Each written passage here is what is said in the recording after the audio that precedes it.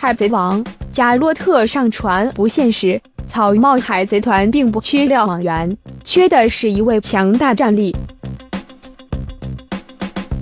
路飞曾经说过，除了他之外，他一共要招募10位伙伴一起冒险。如今路飞已经招募到了9位成员，分别是索隆、山治、乌索普、娜美、罗宾、弗兰奇、布鲁克、慎平、乔巴，只差1位成员就满员了。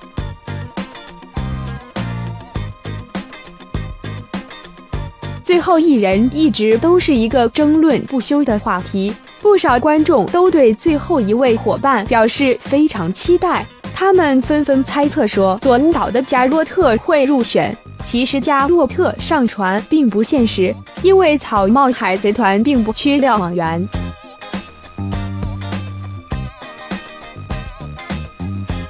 瞭望员的工作是什么呢？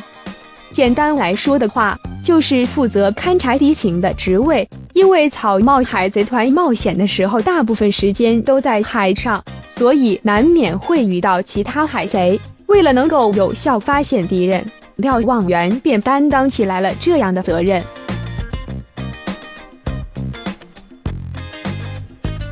加洛特非常灵活，视力也比较好，站在船顶的话很容易发现敌人，这一点倒是非常符合瞭望员的工作。但是没有加洛特的话，草帽海贼团中也有人能够担当这个职位，此人便是乌索普。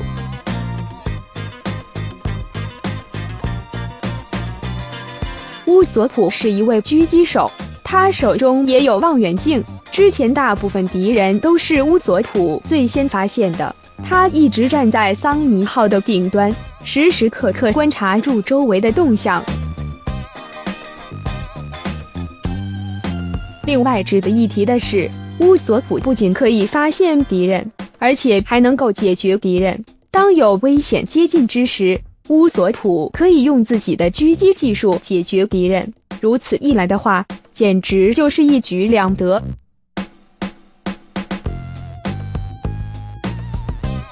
如果加洛特上船的话，这个职位对他来说未免也太简单了，而且有点多此一举的感觉。试想一下，乌索普能够发现敌人，也能够解决敌人。如果加洛特上船的话，那便是由加洛特发现敌人，之后解决远处敌人的工作还得靠乌索普，这是非常矛盾的。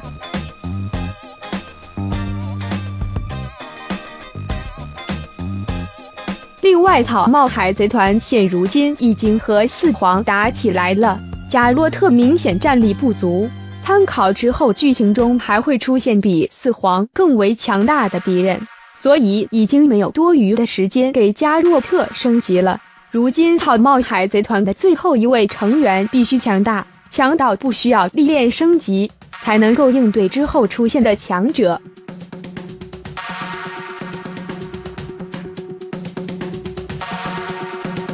参考之前加入的慎平，慎平的实力足够强悍，他已经不需要升级了，所以最后一位成员也是这样的设定。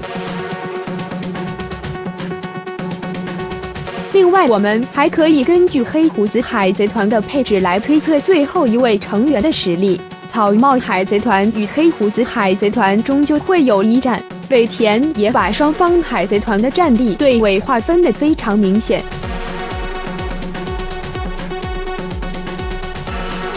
如今黑胡子海贼团的配置为船长黑胡子马歇尔、利奇、操舵手巴基斯、剑士宇智溪流、狙击手范奥卡、恶政王阿巴罗皮萨罗、航海士拉斐特、玄月猎人卡特琳迭美、巨大战舰圣胡安、恶狼、大九巴斯克乔特、船医毒 Q。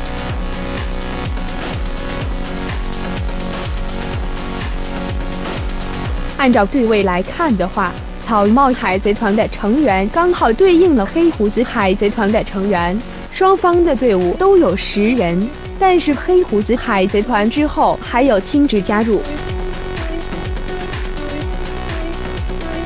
他们的队伍已经算是11人了，所以草帽海贼团也会加入一位新成员，而且最后一位成员会是一位战力非常强大的人，实力和青雉差不多。青雉加入黑胡子海贼团，很大程度上可能是为了务必。如此看来的话，青雉大概率会反叛。草帽海贼团最后一位成员对位的是青雉，